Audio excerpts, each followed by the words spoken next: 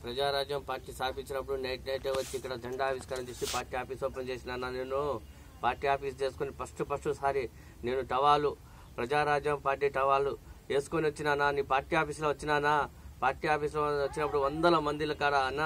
ఎక్కడ గుట్టించినావు బాగుంది తమ్ముడు ఎక్కడ గుట్టించినానంటే నేనే గుట్టించినా అన్నా నీకు నీ సీసీ కెమెరాలో చూసుకోనా నేను బట్టు బాలాజీ అన్న రిజిస్ట్రేషన్ నెంబర్ 354 అన్నా నాకు ఆదుకో అన్నా ప్లీజ్ అన్నా